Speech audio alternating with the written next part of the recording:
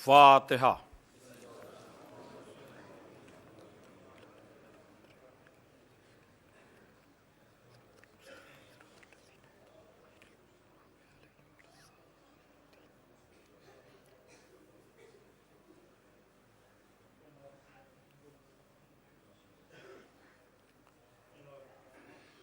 اعوذ باللہ من الشیطان اللعین الرجیم، بسم اللہ الرحمن الرحیم۔ الحمد للہ الذی ہدانا لہذا وما کنا لنہتدی لولا ان ہدانا اللہ، لقد جاءت رسل ربنا بالحق، الصلاۃ والسلام علی النبی الامی العربی القرشی المکی المدنی البطحی الابتہی التہامی الدافع جیشات الاباطیل والدامغ صولات الازالیل، مولن الحق بالحق ابی القاسم محمد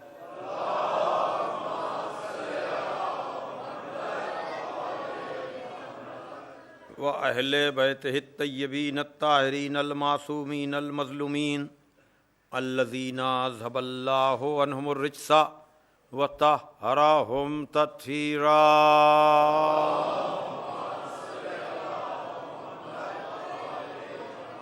ولعنۃ اللہ علی اعدائہم اجمعین من الآن الی یوم الدین۔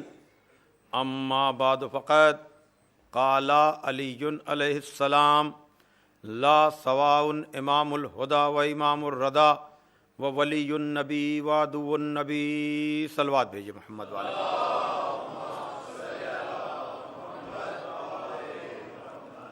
بزرگان محترم و دوستان عزیز، آپ حضرات کی خدمت میں امامت و خلافت کے موضوع پر ایک سلسلہ گفتگو جاری ہے، جو اب تقریباً اپنے اختتام کے باب میں داخل ہو رہا ہے۔ گفتگو کا ذریعہ خدائے فصاحت، مولائے بلاغت، غالب علی کل غالب، مطلوب کل طالب، حضرت علی ابن ابی طالب علیہ الصلاۃ والسلام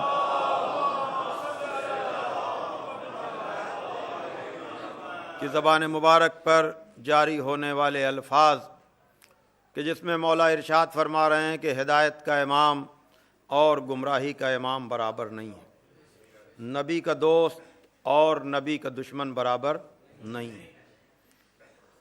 امامت کے حوالے سے روز اول سے آپ حضرات کے سامنے تعارف کے طور پر امامت کی ضرورت، معیار امامت اور آپ کے فضائل و کمالات، کل گفتگو اس منزل پر آئی تھی کہ پیغمبر اسلام نے مختلف مقامات پر تجربے کرانے کے بعد مولا کائنات کی ولایت کا اعلان غدیر کے میدان میں کیا۔ ایک 1.25 لاکھ حاجیوں کا مجمع، اس مجمع میں سب نے مبارکباد دی۔ اب تک پیغمبر جو اعلان کر رہے تھے اس کو عملی بنا دیا، اس لیے کہ تاریخ گواہ ہے کہ جب لوگوں نے یہ دیکھا کہ اب پیغمبر کا پیغام خالی پیغام نہیں بلکہ ایک حکومت، ایک اسٹیٹ اور ایک اثر کے طور پر سامنے آئے گا، تو جو لوگ کل تک ہنس رہے تھے، مذاق اڑا رہے تھے، مخالفت کر رہے تھے، انہوں نے بھی مناسب یہی جانا کہ کھل کر تو ہم ان کی مخالفت نہیں کر سکے، اب ایسا کرو کہ اسلام میں داخل ہو کر اسلام کی مخالفت کرو۔ دیکھیے، توحید کی معرفت، رسالت کی معرفت، معاد اور قیامت کی معرفت آسان نہیں ہے، اس لیے کہ ان سب کا تعلق غیب سے ہے، ان سب کا تعلق پردے سے ہے، ان سب کا تعلق چھپی ہوئی چیزوں سے ہے۔ تو نبی کہتے رہے، لوگ یہ سمجھتے رہے کہ یہ نبی صرف اور صرف اپنے کو منوانے کے لیے، اپنا اثر جمانے کے لیے، اللہ کا سہارا لے کر کے یہ باتیں کر رہے ہیں. خدا پر کسی کو یقین نہیں تھا, اور خدا پر یقین تو مشکل سے آتا ہے. انتہا یہ ہے کہ خود رسول کے معجزے دیکھ کر رسول کی رسالت پر یقین نہیں تھا. کل جس کا ذکر کیا گیا کہ صلح کے موقع پر بحکم پروردگار اس کا رسول صلح کر رہا تھا. خدا بہتر جانتا ہے کہ اس کا رسول کیا کرے, لیکن یہ کلمہ پڑھنے والوں کے بیانات تاریخ میں محفوظ ہیں کہ آج جتنا شک ہوا اتنا کبھی رسالت میں شک نہیں ہوا تھا. یہ نظریہ ہے ایک. اور دوسری طرف رسول کہہ رہے ہیں کہ یا علی لفظ رسول کاٹ دو. کہا نہیں, یہ کیا ہے؟ کل میں گزر گیا تھا یہاں سے, پھر ایک مرتبہ یاد رکھیے گا, خالی اللہ کو ماننا نہیں ہے, جھوٹے خداؤں کا انکار بھی کرنا ہے. لا الہ جب تک نہ کہیں گے اس وقت تک الا اللہ سمجھ میں نہیں آئے گا. یہی حال یہاں بھی ہے. محمد کو کوئی کسی کا باپ سمجھ رہا تھا, کسی کا سسر سمجھ رہا تھا, کسی کا کیا سمجھ رہا تھا. قرآن نے کہا وما محمدun الا رسول, محمد کچھ نہیں ہے سوائے رسول کے. محمد کچھ نہیں ہے سوائے رسول کے. ایک وہ آواز ہے کہ جتنا شک رسالت میں آج ہوا اتنا کبھی نہیں ہوا. ایک میرے مولا کی آواز ہے کہ جس زبان سے آپ کو رسول کہہ دیا. توجہ کریں عزیزان محترم, یقین و اعتماد کی منزل تو جو رسول کے لیے یہ یقین رکھتا ہو اسی کو خدا کے بارے میں یہ کہنے کا حق ہے کہ لو کشف الغطاء لمزددت یقینا, اگر حجاب آئے آسمانی ہٹا بھی دیے جائیں تو علی کے یقین میں کوئی اضافہ نہ ہوگا.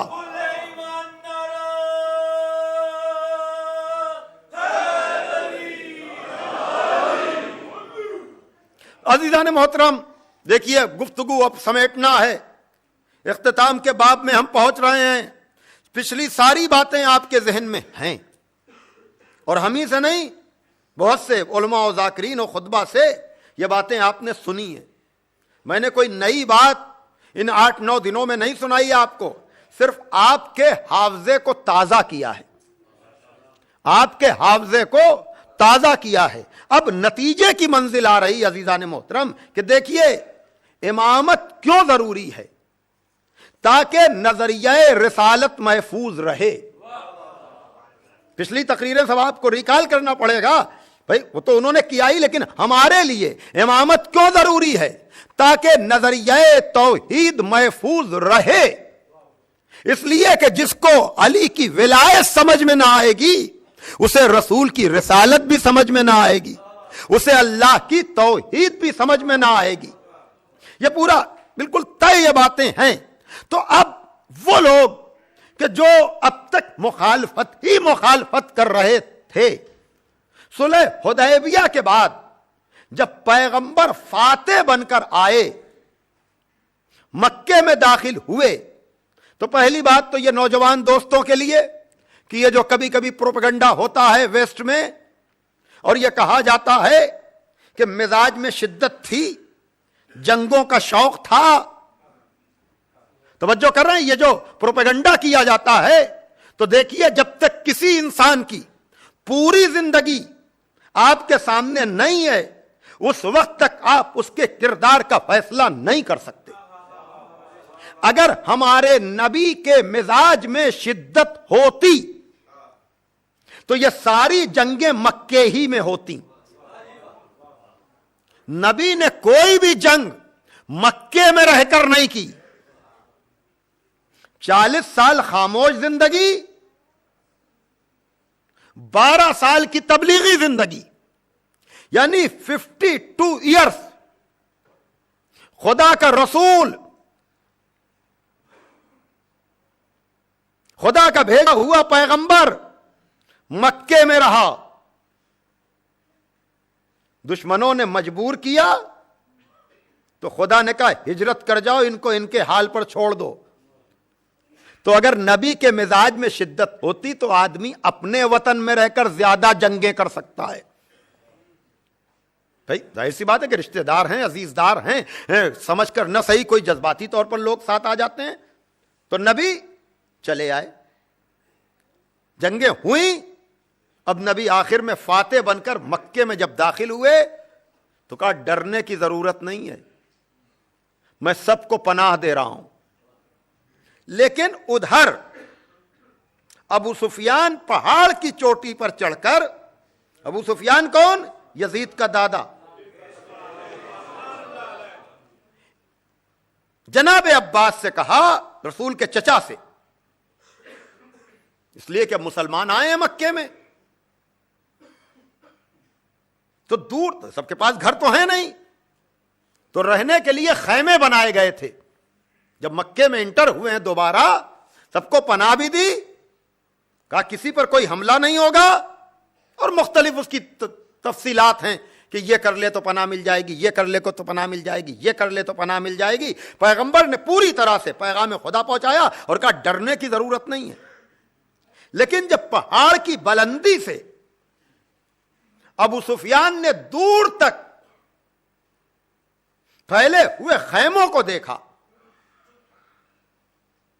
تو اس نے جناب عباس سے کہا کہ تمہارے بھتیجے نے اتنے دنوں میں اتنی بڑی حکومت بڑھا لی، کلمہ پڑھ چکا ہے تب یہ حال ہے، رات یا دن کا نہیں۔ یہ دیکھیے یہاں سے آپ کو خلافت کا، سقیفائی خلافت کا مزاج پتا چلے گا، جو اس وقت سے لے کر ابو بکر البغدادی تک آ رہا ہے۔ یعنی یہ آپ بی بی سی پر جا کر کے، میں نے اردو جو اس کی سائٹ ہوتی ہے ورلڈ سروس جو اردو کی ہے، اس پر آپ جا کر کے پڑھیں تو اس میں آپ کو پوری تفصیل ملے گی کہ یہ خلافت خواب ہے یا حقیقت۔ انگلش میں بھی آپ کو مل جائے گا بی بی سی سروس پر کہ پوری تفصیل لکھی ہے خلافت کی، اس روز اول سے لے کر اب تک۔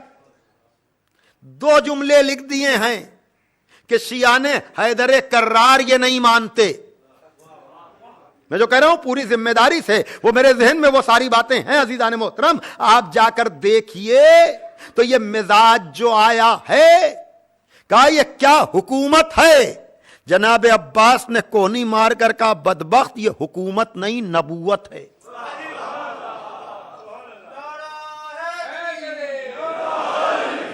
یہ حکومت نہیں نبوت ہے۔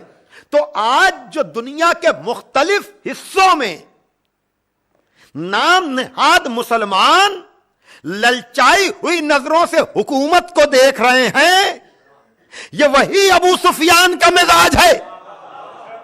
میں پوری ذمہ داری سے، کیوں؟ اس لیے کہ اب خلافت کا موضوع امام بارگاہ کے اندر کا نہیں رہا، اب نیوز پیپر کی نیوز بن چکا ہے۔ تو اس لیے اب ہر مسلمان کو سمجھنا ضروری ہے، ہر مسلمان کو سمجھنا ضروری ہے۔ ان لوگوں نے پڑھ لیا کلمہ، کلمہ حسن نیت کے ساتھ نہیں پڑھا، کلمہ بدنیتی کے ساتھ پڑھا، کلمہ بدنیتی کے ساتھ پڑھا۔ ان کو نبوت کبھی سمجھ ہی میں نہیں آئی، تو جسے نبوت سمجھ میں نہ آئے اسے امامت بھی سمجھ میں نہ آئے گی۔ یہ بنیادی باتیں ہیں، آپ اپنے ذہن میں رکھیے گا۔ جسے نبوت سمجھ میں نہ آئے اسے امامت بھی سمجھ میں نہیں آئے گی۔ اب مکے میں یہ سب کر چکے تھے، لیکن مدینے میں اعلان ولایت علی کے بعد سقیفہ کی کاروائی جب ہوئی ہے تو یہ غدیر کے خلاف، اخلاق کے خلاف، کردار کے خلاف، اس لیے کہ نبی کا جنازہ پڑھا ہے اور یہ حکومت کے لالچی میٹنگ کر رہے ہیں۔ دیکھیے گا، غور کیجئے گا، سیریس گفتگو ہے بہت، لیکن نتیجے تک مجھے آپ کو لے جانا ہے. اب بقول خطیب الایمان طاہر جرولی صاحب مرحوم کہ سقیفہ میں یہ طے نہیں تھا کہ کسے بننا ہے، یہ طے نہیں تھا کہ کسے بننا ہے، طے یہ تھا کہ علی کو بننے نہیں دینا ہے. یہ جس میں پیش کر رہا ہوں تاریخ کا، یعنی طے یہ تھا کہ علی کو کسی بھی حال میں بننے نہیں دینا ہے. خیر، تو جو یہ کام ہوا 10 12 20 25 جتنے بھی لوگ رہے ہوں، یہ پہلا کام ہے خلافت کے لیے. امامت کا معاملہ یہ ہے کہ قانون پہلے بنتا ہے، عمل بعد میں ہوتا ہے. خلافت کا معاملہ یہ ہے کہ حادثہ پہلے ہوتا ہے، اسے قانون کا نام بعد میں دیا جاتا ہے. اس لیے کہ اجماع کا کوئی قانون نہیں تھا. جب سقیفہ کی کاروائی ہو گئی، امت نے پوچھا یہ کیا؟ کہا یہ اجماع ہے. سوال یہ ہے کہ اجماع امت نے طے کیا نا، تو اب اسی کو کانٹینیو کیجئے. دوسرا حاکم اجماع سے نہیں آیا، حادثاتی طور پر بنایا. امت نے پوچھا یہ کیا؟ کہا یہ استخلاف ہے، سلیکشن ہے. ٹھیک ہے، یہیں پر رکیے آپ. دوسرے حاکم نے تیسرے کو بنایا. کہا یہ کیا؟ کہا یہ کمیٹی کا کام ہے. دیکھا آپ نے، امامت میں تسلسل ہے، خلافت میں تزلزل ہے. صلوات پڑھ دیں آپ ذرا محمد وآل محمد پر.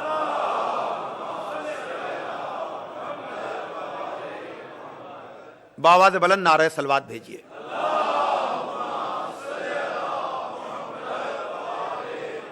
اب یہاں پر میں آپ کو روکوں گا اور اپنے موضوع کا اہم ترین چیپٹر، اہم ترین باب کہ ادھر سقیفہ میں ہوئی بیعت اور ادھر یزید کا دادا ابو سفیان دوڑا ہوا آیا مولا علی کے پاس. بڑی توجہ، بڑی توجہ. کہا عباس، وہی رسول کے چچا، کہا اپنے بھتیجے علی سے کہو کہ ہاتھ بڑھائے، بیعت کریں ہم اس کی، تو مدد کریں گے. ہم مدینے کی گلیوں کو گھوڑے اور پیادوں سے بھر دیں گے. ہماری جان قربان اپنے پہلے امام پر. بتایا کہ وہ سقیفائی خلافت ہے جس کی نظر حکومت پہ ہے، اور یہ امامت ہے. بھائی ابو سفیان کشتی میں سجا کر لایا ہے حکومت. کہہ رہا ہے کہ اگر یہ تیار ہوں تو ان کی مدد کے لیے مدینے کی گلیوں کو گھوڑے اور پیادوں سے بھر دوں. میری جان قربان اپنے مولا پر. کہا تو کب سے اسلام کا وفادار ہو گیا؟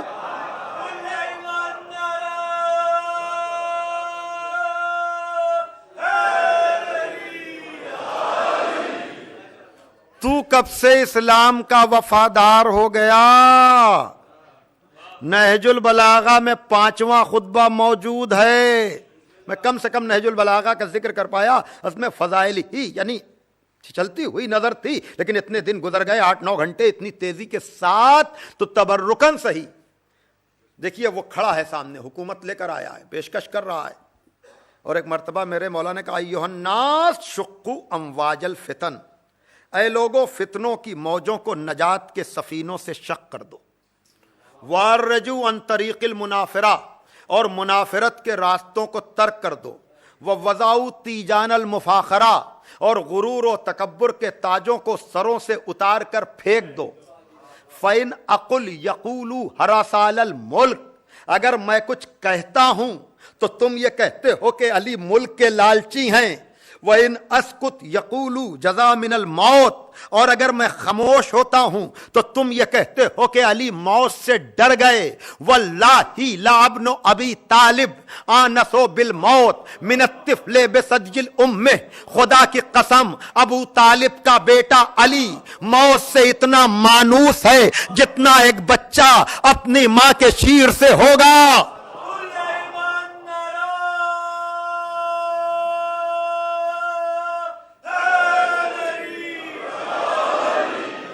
بھائی دیکھیے، میں بڑے سکون سے پڑھ رہا ہوں نہج البلاغہ کا 5واں خطبہ، وقت مل جائے تو جا کر دیکھیے گا. پیشکش لے کر آیا یا علی قبول کیجئے. یہاں کہہ رہے ہیں فتنوں کی موجوں کو نجات کے سفینوں سے چک کرو، غرور و تکبر کے تاجوں کو سروں سے اتار کر پھینک دو. یہ کیا ستم ظریفی ہے کہ میرے چھوٹے مار کے بھی دیکھے، میرے بڑے مار کے بھی دیکھے، تب بھی کہہ رہے ہو کہ علی موت سے ڈر گئے. بھائی روزے اول سے میں کہہ رہا ہوں نا کہ یہ اولاد ابو طالب کا کمال ہے کہ اس پر خوف زدگی کا کوئی الزام لگا نہیں سکتا. کہ بلن دمشتو علا مکنون علم لو بہتو بہی لاستربتم استراب الارشیہ فی طویل بعیدہ. میں خاموش اس وجہ سے ہوں کہ میں ایسے راز ہائے سربستہ سے واقف ہوں، میں ایسے مخفی علوم کا عالم ہوں کہ اگر اس کا اظہار تم پہ کر دوں تو تم اس طرح سے کانپنے لگو گے جیسے گہرے کنووں میں پڑی ہوئی ڈولوں کی رسیاں کانپتی ہیں. اللہ اکبر، اللہ اکبر. یعنی میرا مولا کہہ رہا ہے کہ تم میرے گویائی کو برداشت نہیں کر پاؤ گے. اب میں آپ کو روکتا ہوں. یہ ابو سفیان کون ہے؟ بدر میں شکست کھا چکا، احد میں جیسا چاہتا تھا ویسا کامیاب نہیں ہوا، خندق میں سارے گروہ جمع کیے تب بھی پر اپنی مانگی مراد نہ پا سکا. سوال یہ ہے جو مختلف موقعوں پر مولا علی کی ذوالفقار کے مزے چکھ چکا تھا. میں آپ کی توجہ چاہتا ہوں. یہ واقعہ آپ نے سنا تو ہزاروں دفعہ ہے کہ حکومت کی پیشکش لے کر آیا اور میرے مولا نے کہا تو کب سے اسلام کا وفادار ہو گیا. لیکن نہج البلاغہ کے اس 5ویں خطبے اور ہمارا موضوع امامت و خلافت کے حوالے سے اور فلسفہ شہادت حسینی کے حوالے سے یہ سنگ میل کی حیثیت رکھتی ہے مجلس اپنے اعتبار سے. عزیزان محترم کہ سوال یہ پیدا ہوتا ہے یہ ابو سفیان جو ہر جگہ مولا علی کی ذوالفقار سے شکست کھاتا رہا یہ اتنا بڑا علی کا خیرخواہ کیسے ہو گیا؟ یہ ہوا کیا؟ یہ ہوا کیا؟ یاد رکھیے گا میں نے پہلے دن یا دوسرے دن کہا تھا کہ پروردگار نے ہادی ایک نہیں رکھا تاکہ باطل کو مسلسل شکست ہوتی رہے. یاد ہے نا آپ کو؟ تو اب یہ ذہن میں تو تھا کہ یہ آخری نبی ہیں، لیکن اسے یہ اندازہ لگانا تھا کہ ان کے بعد بھی ان کا کوئی ہم مزاج ہے کہ نہیں. بھائی توجہ کیجئے گا، ان کے بعد بھی کوئی ان کا ہم مزاج ہے کہ نہیں. اس لیے کہ مکے میں بھی یہ تجربہ کر چکا تھا.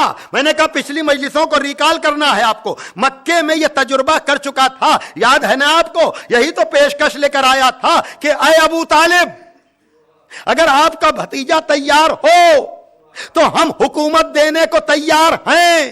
تو رسول خدا نے کیا کہا تھا؟ اے چچا ان سے کہیے کہ اگر یہ ایک ہاتھ پہ چاند رکھ دے ایک ہاتھ پہ سورج رکھ دے تب بھی اعلائے کلمت الحق سے ہم باز نہیں آئیں گے. یعنی مکے میں تجربہ کر چکا تھا کہ خدا کے ہادی کو حکومت کے نام پر خریدا نہیں جا سکتا. تو یہ علی کو بیعت کرنے نہیں آیا تھا، حکومت دینے نہیں آیا تھا، بلکہ علی کا مزاج دیکھنے آیا تھا کہ علی کا مزاج نبی جیسا ہے کہ نہیں. ہماری جان قربان مولا علی پر جو جواب مکے میں نبی نے دیا تھا وہی جواب مدینے میں مولا علی نے دیا.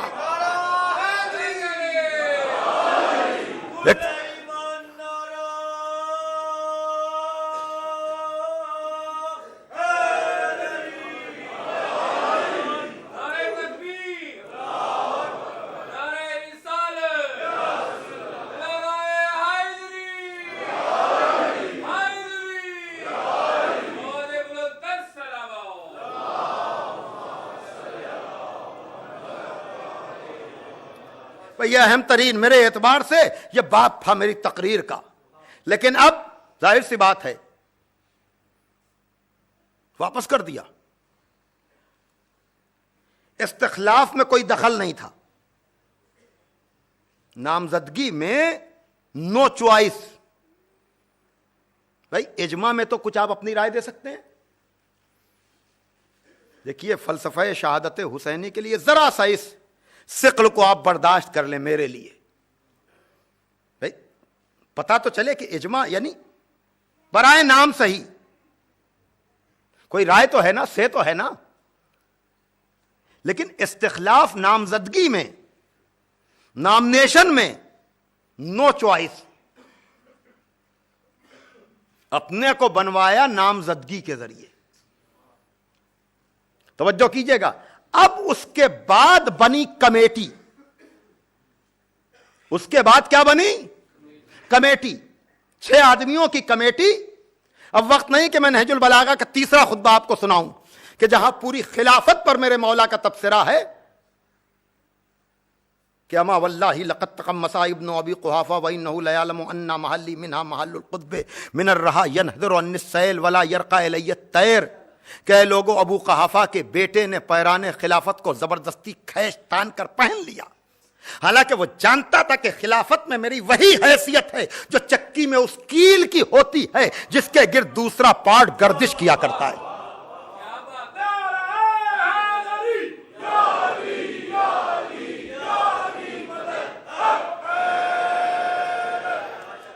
وہ جانتا تھا کہ میری پوزیشن کیا ہے، اس لیے کہ پوزیشن کا پتہ نہ ہوتا تو غدیر میں مبارکباد نہ ہوتی. ینحدر عن السیل، ہمیں سے سیل علم جاری ہوتا ہے اور ہماری بلندی تک کسی بھی فکر کی پرواز نہیں ہو سکتی. کا زندگی میں تو کہتا تھا کہ میرا خلافت سے کوئی تعلق نہیں، اگر میں سیدھا چلوں تو میری پیروی کرنا، اگر میں الٹا چلوں تو مجھے ٹھیک کر دینا. اسی کا خطبہ ابو بکر البغدادی نے بھی پڑھا. اب مجھے نہیں معلوم یہ تار کہاں سے کہاں کے مل رہے ہیں. بھائی یہ تو ریٹرن میں موجود ہے نا، آپ جا کر دیکھیں تو عزیزان محترم سوال یہ پیدا ہوتا ہے، یہی تو فرق ہے خلافت و امامت میں کہ امامت میں خطا کا تصور نہیں، اور یہاں جو ہے خود حاکم کہہ رہا ہے صحیح رہوں تو ٹھیک، ورنہ تم خود مجھے ٹھیک کر دینا.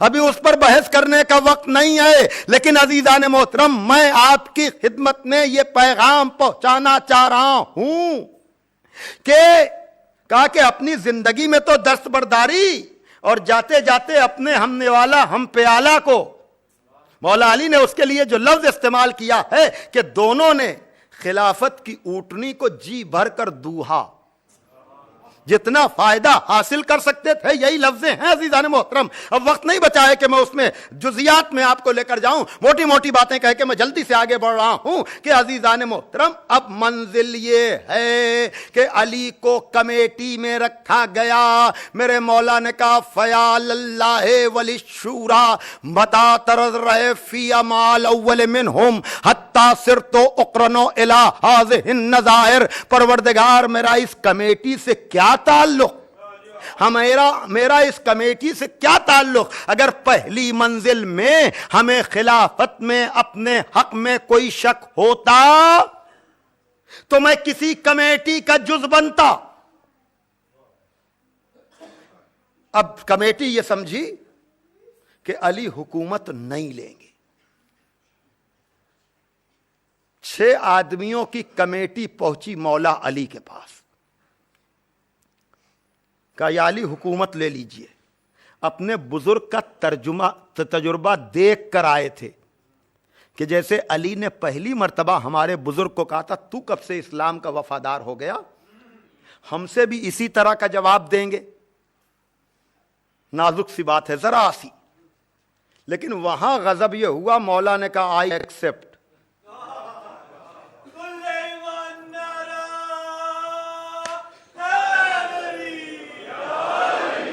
شکاری خود اپنے جال میں پھنسے، اب اگر وقت ہوتا تو میں 1 گھنٹے میں وہ پورا منظر سناتا کہ جو ہوا اس موقع پر. پوری ذمہ داری سے کر رہا ہوں. نہج البلاغہ کی شرح آپ پڑھیں تیسرے خطبے میں, انگلش میں, اردو میں, ہندی میں, سب میں آپ کو مل جائے گی. اور باقی بڑی کتابوں میں نے, ابن ابی الحدید وغیرہ نے تو پورا ویلوم لکھا ہے خلافت کے اوپر کہ کیا کیا نزاکتیں تھیں, کیا کیا چیزیں تھیں. لیکن یہاں پر صرف اتنا کہ ادھر میرے مولا نے کہا میں قبول کرتا ہوں, ادھر زلزلے آ گئے کہ ہم تو یہ سوچ کر آئے تھے کہ جیسے ہمارے بزرگ کو واپس کیا تھا ویسے ہی ہم سے کہیں گے نو جاؤ. لیکن یہاں کہا آئی ایکسپٹ, میں قبول کرتا ہوں. ادھر کہا آئی ایکسپٹ, ادھر زلزلے آئے, گھبراہٹ ہوئی, بے چینی ہوئی. کہا یہ تو ہم اس لیے آئے تھے کہ رسم پوری کر دیں تاکہ دنیا کو دکھائیں بھی کہ ہم نے تو فارمیلٹی پوری کی, ہم نے تو فارمیلٹی پوری کی. لیکن وہاں یہ ہوا عزیزان محترم کہ فارمیلٹی پوری کرنے کے نتیجے میں پھنسے, اور ایسا پھنسے کہ اب کہنے لگے کہ یا علی اگر آپ قبول کرتے ہیں تو ہماری کچھ شرطیں ہیں, ہماری کچھ شرطیں ہیں. کہا وہ شرطیں بھی بیان کرو. کہا قرآن پر عمل, جس کے پاس پوری کتاب کا علم ہے اس سے کہہ رہے ہیں کتاب پر عمل. یہ تاریخ ہے, تاریخ ہے. کہا قبول کرتا ہوں. کہا سنت رسول پر. کہا قبول کرتا ہوں. کہا بزرگوں کی سیرت پر. ایک مرتبہ ابو طالب کے بیٹے نے پوری خلافت کا آپریشن کیا. کہا یہ بتلاؤ ان بزرگوں کی سیرت قرآن و سنت کے مطابق تھی یا مخالف تھی؟ سننا میرے دوستو, سننا, نتیجہ دے رہا ہوں. موافق تھی یا مخالف تھی؟ کہا اگر موافق تھی تو جب میں قرآن و سنت پہ عمل کروں گا تو سیرت پہ تو آٹومیٹک عمل ہو جائے گا. اور اگر ان کی سیرت اور تھی اور قرآن و سنت اور ہے تو تم ہم سے یہ امید نہ کرو کہ میں قرآن و سنت کے مخالفوں کی سیرت پر. نتیجہ آ گیا. اب دیکھیے تاریخ آپ جانتے ہیں.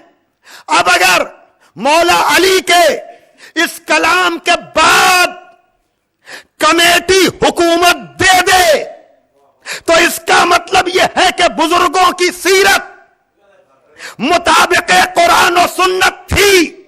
اور اگر زخمی اونٹنی حکومت والے لے کر چلے جائیں, مولا یہی چاہتے تھے کہ تاریخ میں رقم ہو جائے. وہ اور ہے, قرآن و سنت اور ہے. صلوات دے.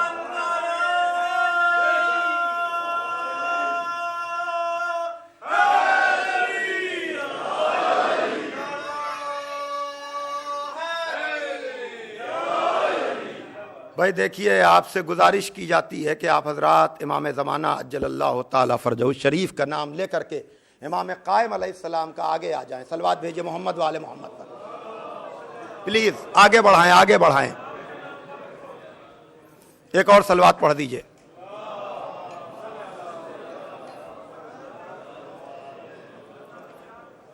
بآواز بلند نعرہ صلوات.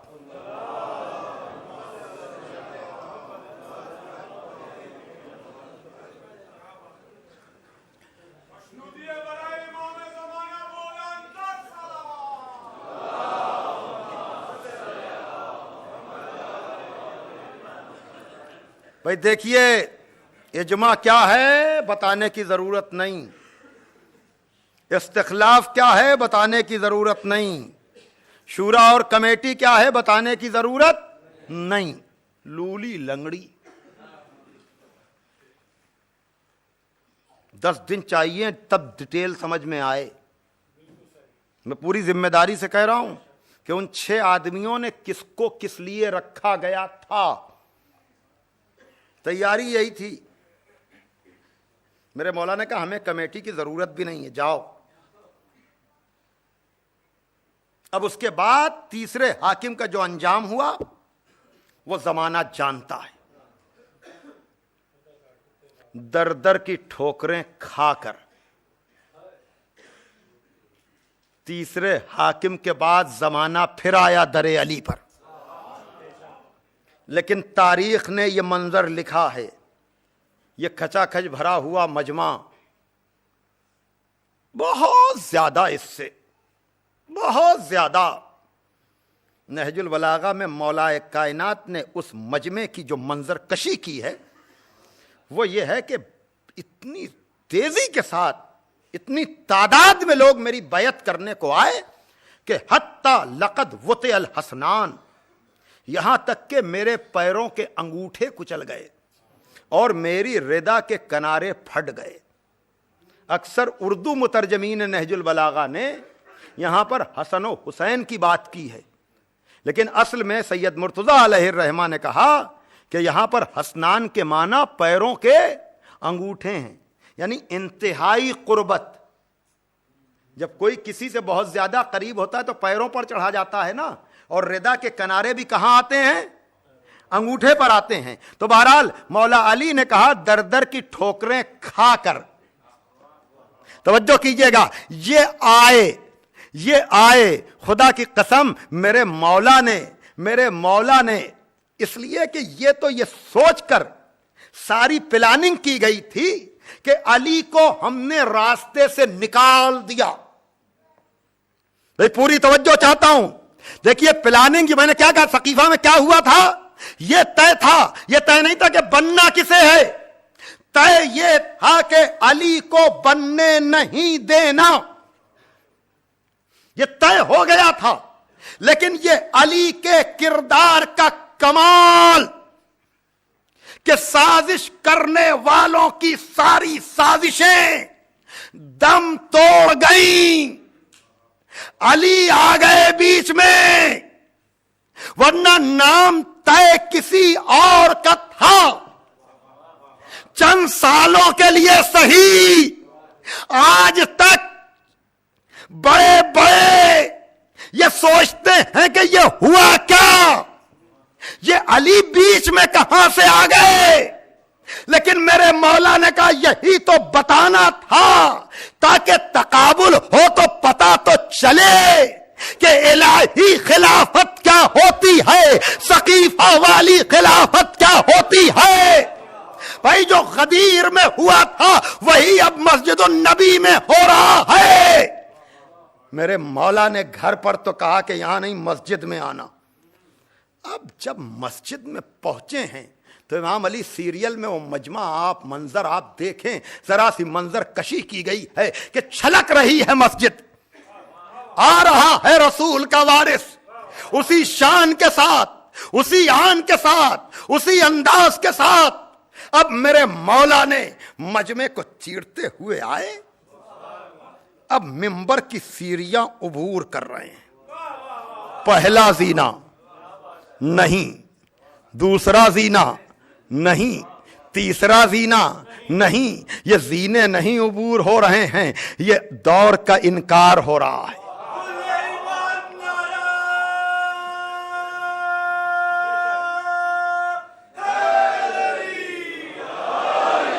یہ بھی نہیں، یہ بھی نہیں، یہ بھی نہیں، یہ بھی نہیں۔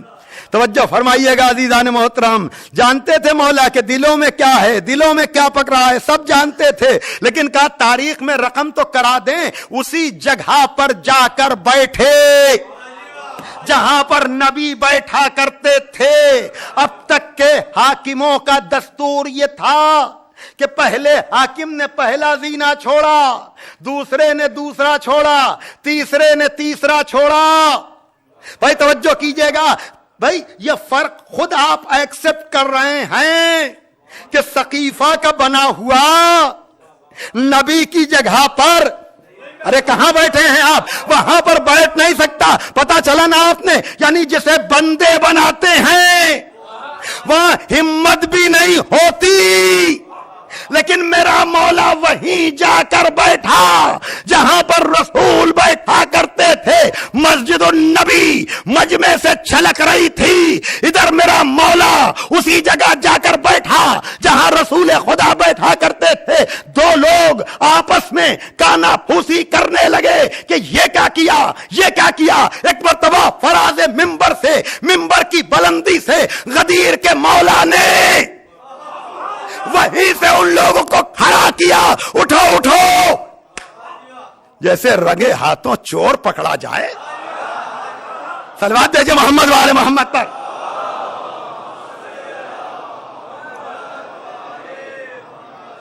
اسی طرح سے اسی انداز سے عزیزان محترم ایک مرتبہ میرے مولا نے کہا کیا بات ہے، کیا ہے، کیوں ہے؟ اس لیے تاکہ کوئی خلش نہ رہ جائے، کوئی کاٹا نہ رہ جائے. کہا یا علی کچھ نہیں کچھ نہیں. کہا نہیں بتاؤ بتاؤ کیا باتیں کر رہے تھے تم. کہا اصل میں ہم لوگ یہ کہہ رہے تھے کہ آپ کسی کا احترام نہ کرتے، کم سے کم وہاں تو نہ بیٹھتے جہاں رسول بیٹھا کرتے تھے. یہ خلافت کہہ رہی ہے. ایک مرتبہ میرے مولا نے لکڑی کے تختوں پر ہاتھ مار کر کہا کہ تم ان لکڑی کے تختوں کے لیے کہہ رہے ہو کہ میں اس جگہ کیوں بیٹھا جہاں رسول بیٹھا کرتے تھے. ارے جس علی کے قدم دوش رسول پر جا چکے ہوں، اگر وہ رسول کی جگہ بیٹھے تو مقام تعجب نہیں ہے.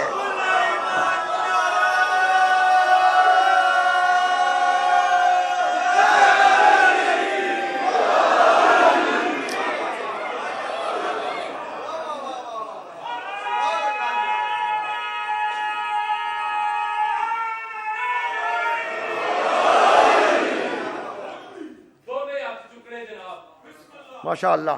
ٹھیک ہے، اسی ہاتھ بننے والے ہیں جو نہیں، اسی ہاتھ کھولنے والے ہیں. اونچا بول کے ہاتھ کھول کے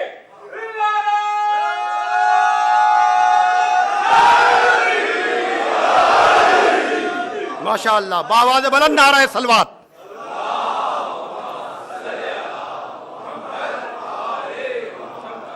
پتہ نہیں مجمع میں کون کون ہے.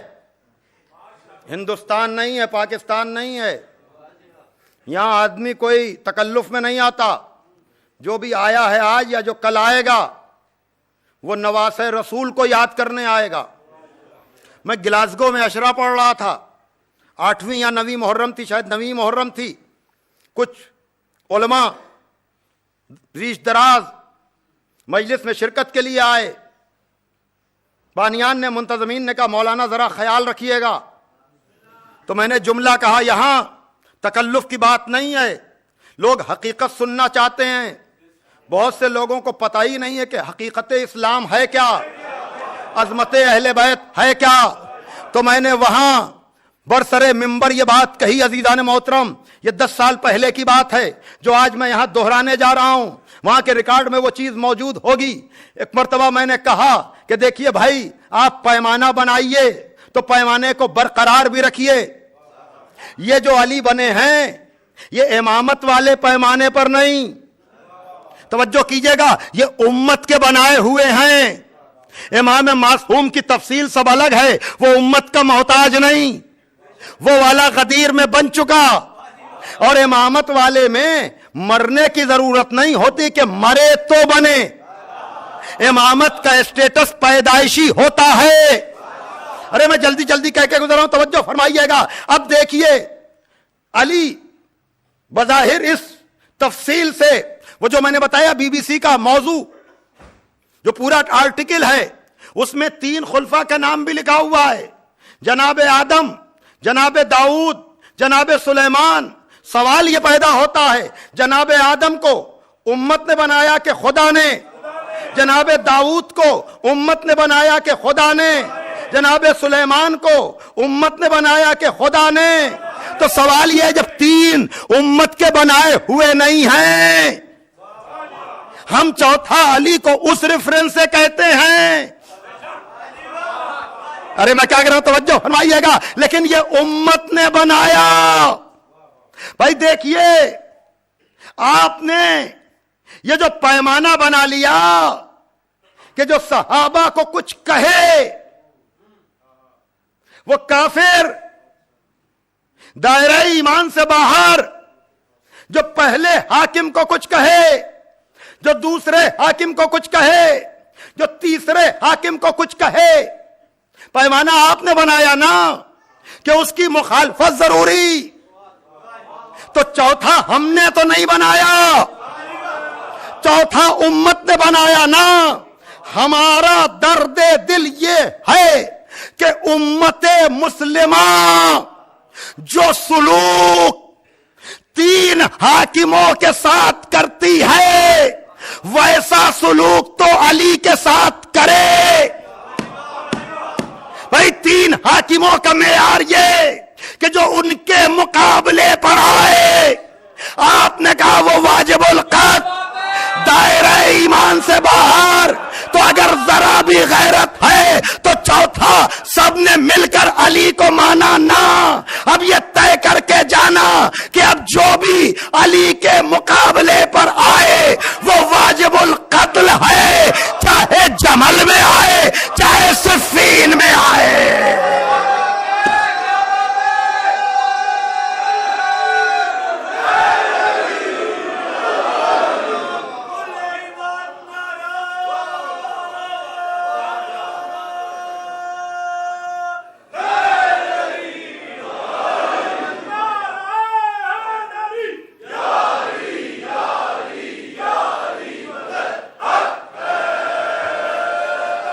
اور میں نے آخر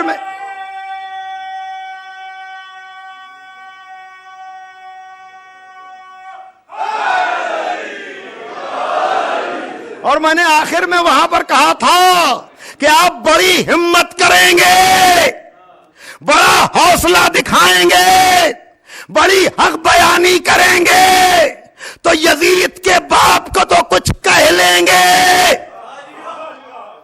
لیکن جمل کے معاملے میں آپ فیصلہ نہ کر پائیں گے تو ہمارے مقدر کا فیصلہ بعد میں کرنا، ہم کچھ بھی صحیح ہیں علی کی طرف، اس لیے ہم کو تو کچھ کہا ہی نہیں جا سکتا، پہلے مقابلے میں آنے والوں کا مقدر کا فیصلہ کر لو، پھر ہمارے بارے میں پوچھنا کہ ان کو کہنے والا کون ہے۔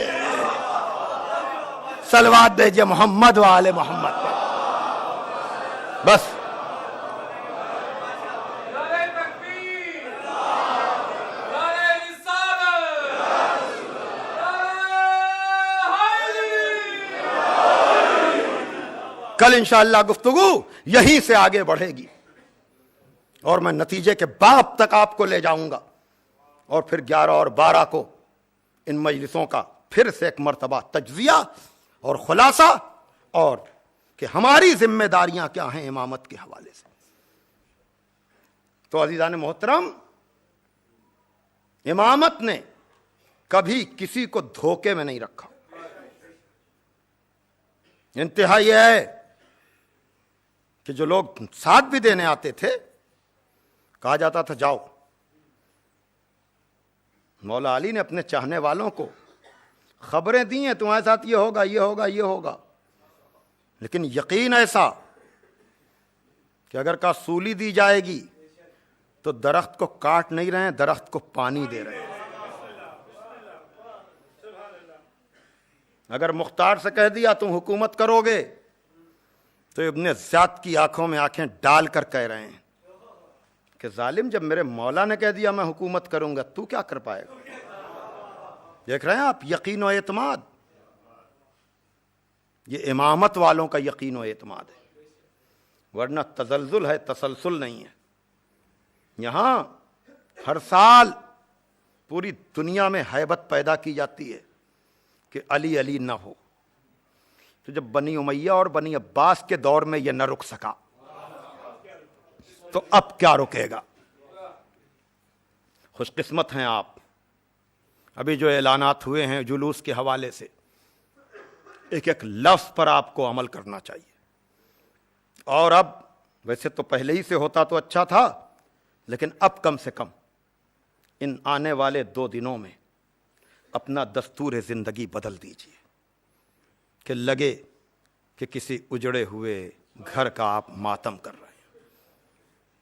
عاشور کے دن کے کاروبار کے حوالے سے مجبوری سی مجبوری اگر ہو کہ جائے بغیر کوئی چارہ نہ ہو تو شریعت مجبور تو نہیں کرتی، لیکن اس سے بڑی کوئی ایمرجنسی نہیں ہو سکتی۔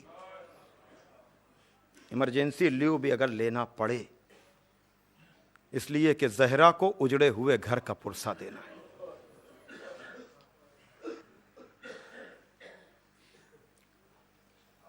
کھانے پینے کا انداز بدل جائے، پہننے اوڑھنے کا انداز بدل جائے۔ ماؤں بہنوں سے بھی گزارش ہے کہ اب کوئی میک اپ نہیں، ویسے تو شروع ہی سے انہوں نے پرہیز کیا ہوگا، لیکن اگر کوئی نہ بھی متوجہ ہو تو ایسا لگے کہ اجڑے ہوئے گھر کا ماتم کرنے آ رہے ہیں۔ کریز بنا ہونا ضروری نہیں ہے کپڑے کا، جس طرح سے بھی آپ آئیں، اس لیے کہ اب کل رات جو آئے گی وہ آخری رات ہوگی۔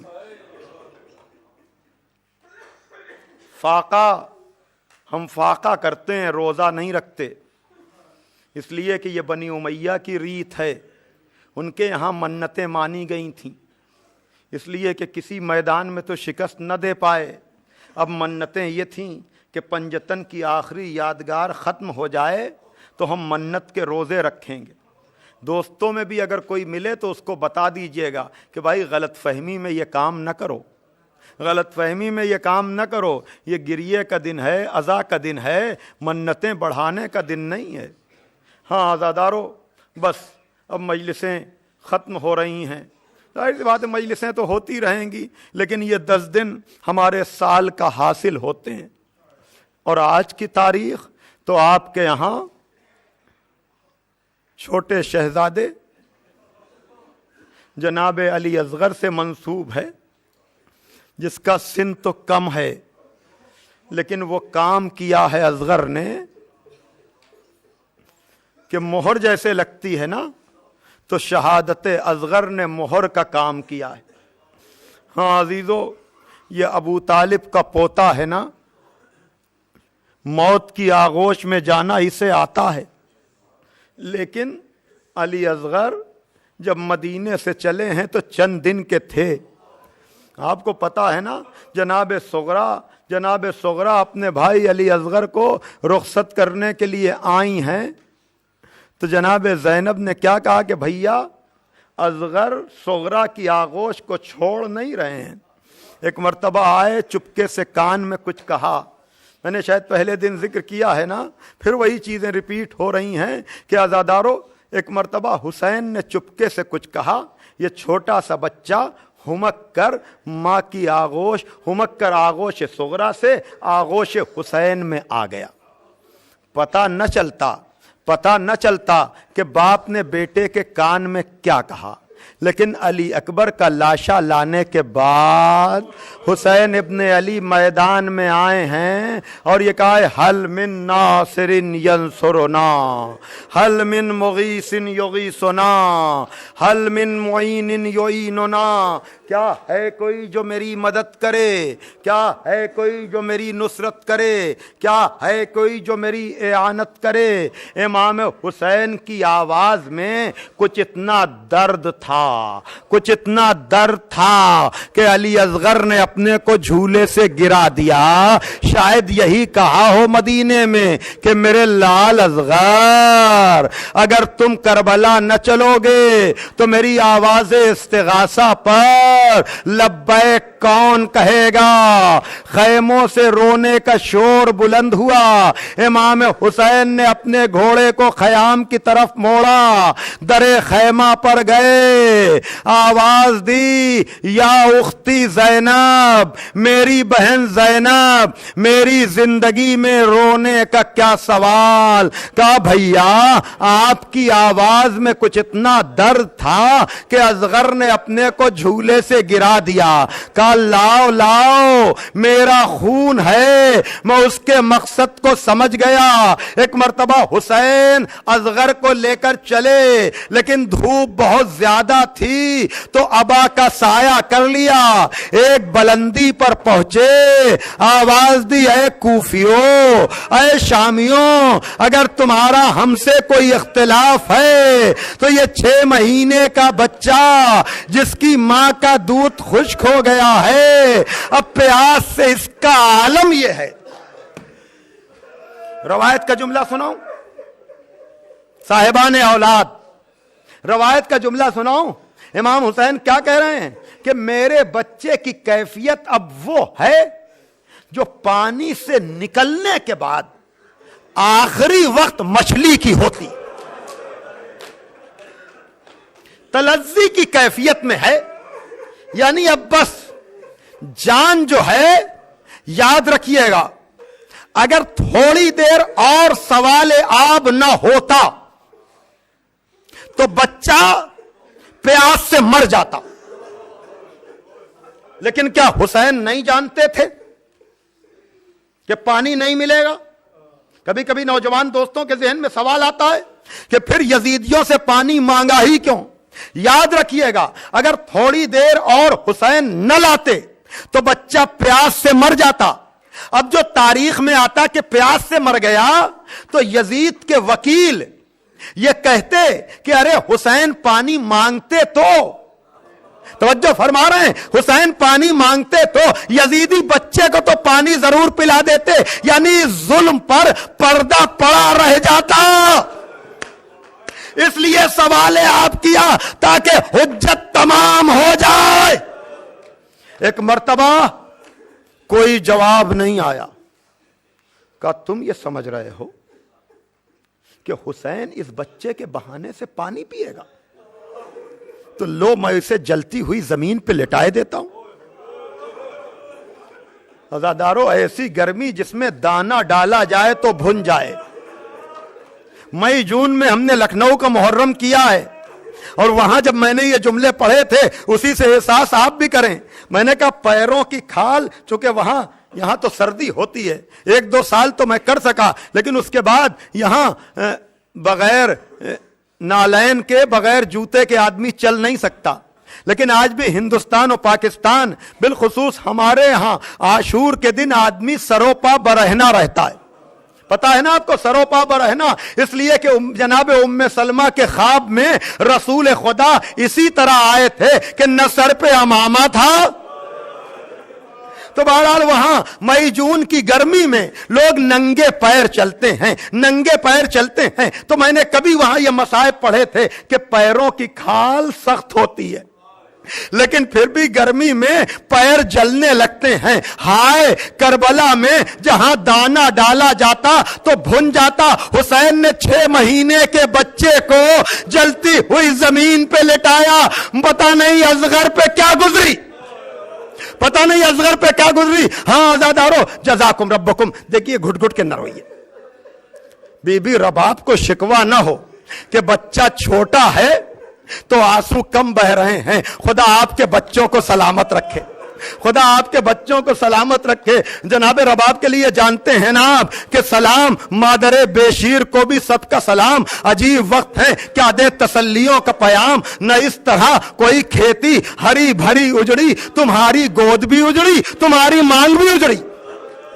یہ ہے بی بی رباب. ہاں آزادارو، ایک مرتبہ امام حسین نے علی اصغر کو اٹھایا. کہا میرے لال، ان کو یقین نہیں آ رہا ہے، تم بھی حجت خدا کے فرزند ہو، اپنی حجت ان پر تمام کر دو. آزادارو، ایک مرتبہ جناب علی اصغر نے پپڑائے ہوئے ہونٹوں پر سوکھی ہوئی زبان پھیری. جو اب تک تیروں نے کام نہ کیا تھا وہ علی اصغر کی زبان نے کیا. ایک مرتبہ فوج آدھا میں تلاطم برپا ہوا. ایک دوسرے سے لوگ کہنے لگے ہاں حسین سچ تو کہتے ہیں، اگر کوئی اختلاف ہے تو ان سے ہے، اس بچے کی خطا کیا ہے؟ ایک مرتبہ پسر سعد نے کہا آئینہ ہرملا اختا کلام الحسین. ارملا کہاں ہے؟ قطع سخن کر دے. صفوں کو چیرتا ہوا آیا 3 بھال کا تیر چلائے کمان میں جوڑا. کمان کڑکی، ہاتھ کانپا، تیر گرا. 3 دفعہ جب ایسا ہی ہوا کسی نے آگے بڑھ کر پوچھا تو عرب کا سب سے بڑا تیر انداز ہے، یہ آج تجھے کیا ہو رہا ہے؟ تیرے ہاتھ میں کپ کپی کیوں ہے؟ تو اس نے کہا جو میں دیکھ رہا ہوں وہ تم نہیں دیکھ رہے ہو. کہا کیا دیکھ رہے ہو؟ کہا جب بھی میں نشانہ لیتا ہوں، کبھی رسول خدا، کبھی علی مرتضی، کبھی کوئی نقاب پوش بی آتی ہے میرے بچے کی. جزاکم ربکم. ہاں آزادارو، آج نویں کی رات آ گئی، اصغر کا ماتم آپ کر رہے ہیں. ہاں آزادارو، ایک مرتبہ ظالم نے تاک کر نشانہ لیا، علی اصغر کے گلے میں تیر لگا. حسین کا بازو فن قلب الصبیو علی یدی الامام، اتنا بھاری تیر تھا کہ بچہ باپ کے ہاتھوں پر پلٹ گیا. ایک مرتبہ امام حسین نے آستینوں کو سمیٹا، کہا